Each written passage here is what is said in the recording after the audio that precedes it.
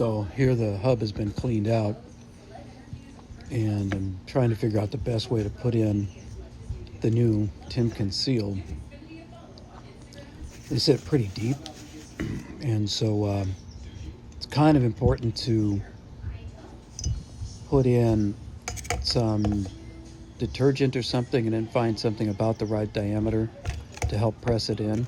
It's a tight crush fit, that's for sure. Here I'm using the high-tech can of safety wire that's about the right diameter to try and seat it on my bench full of crap. I'm using that little homemade hammer that I found in the toolbox that unscrews itself.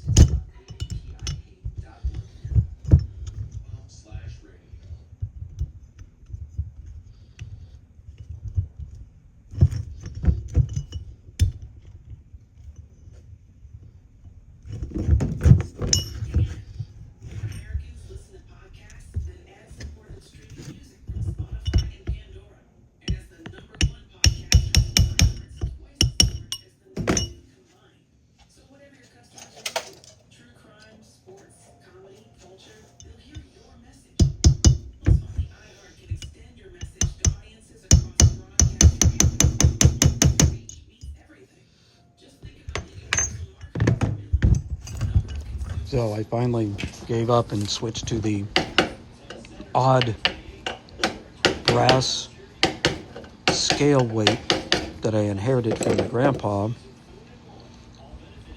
that's got a nice round edge to it.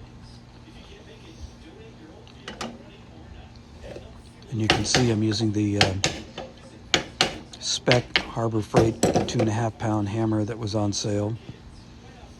So I've got it down even now, almost, with the lip.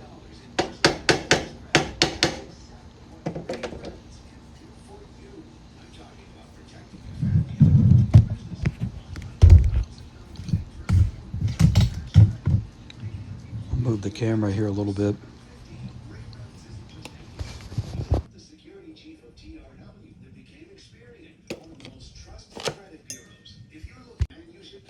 Okay, we're seated using a weird counterweight thing that my grandfather used to have around the house, which is says dynamic simplicity on it. I don't know.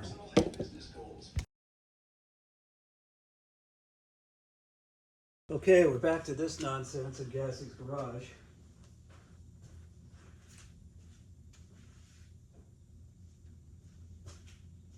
So I've got my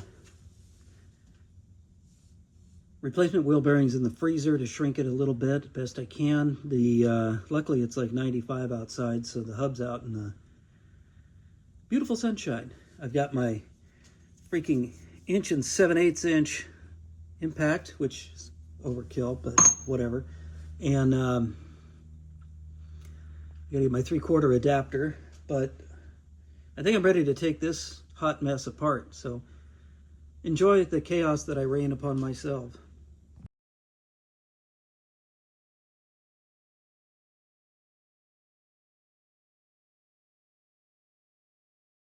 Yeah, I was looking for my half-inch step up to 3/4, and I realized Dad left me a 3/4 inch breaker bar. Man, if you are looking for trouble, this is it. Dad and his buddy Ted used to get barn finds back in the day. Let's see, this says, I think that says S&K 8238, but I'll look at that later. I'll add it to the video. Anyway, here comes the world's biggest socket for a car this size. 1 7/8 might even be the same size as the crank. No, crank's even smaller. Huh, weird. Here we go.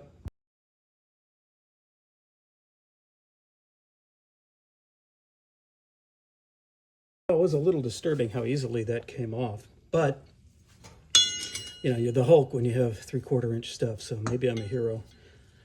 Of course, I need to find a puller. I think I have one to pull this off, because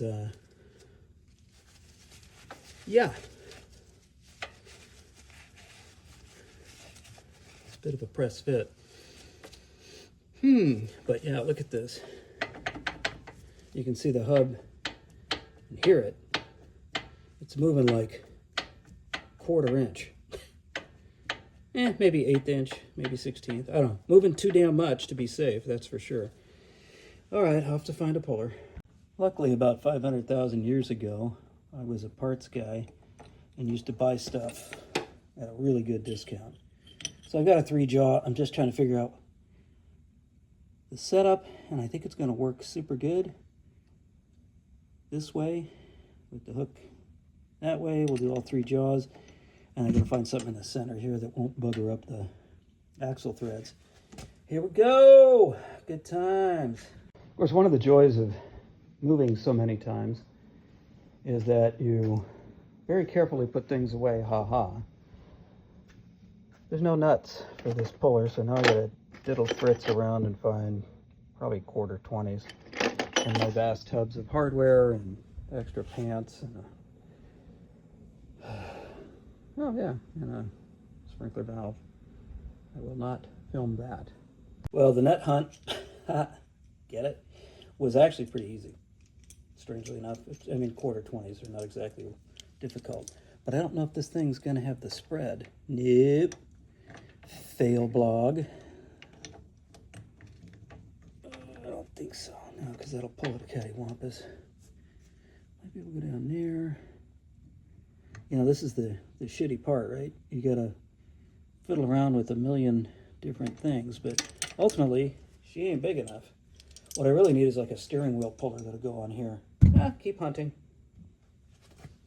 Well, I didn't show it, but I put the bearing in the freezer. I put the hub out in the hot sun, and before this heated up too damn much, I was able to get it to just tap right in using the old bearing as the driving surface, which is nice. Now the next trick is figuring out this puller situation. Okay, yes, that is a blown up flip-flop with a pop top. That's for my lanai club. I'm just going to set that down here. Anyway, when one is cleefusing, one uses the unistrut that your filthy renters left behind lying all over the yard, a couple of lug nuts, and one Goodwill slide hammer $9.99 special. I'm just prototyping here, obviously, but I think that might work. Let's go over there and see if it will.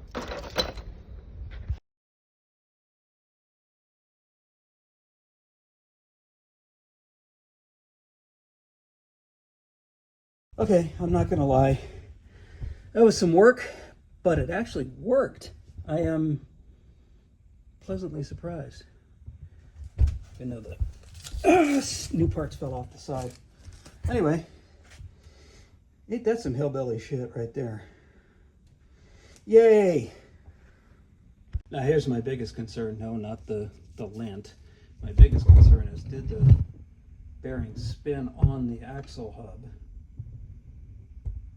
and F it all up? It's a little hard to tell. I don't think so. Let's look underneath. But I am somewhat concerned about that.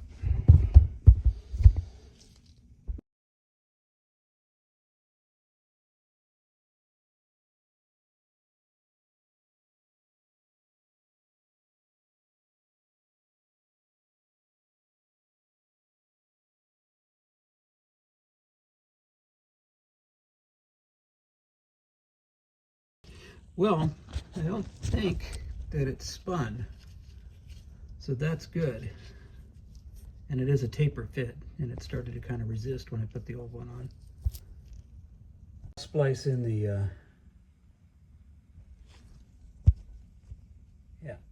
anyway, I'll splice in the high-def photos I took here. But think I got okay with that, and I don't see any obvious signs of wear and tear and destruction. So let's put it back together. Screw it. It's a PNC 9238 on that breaker bar.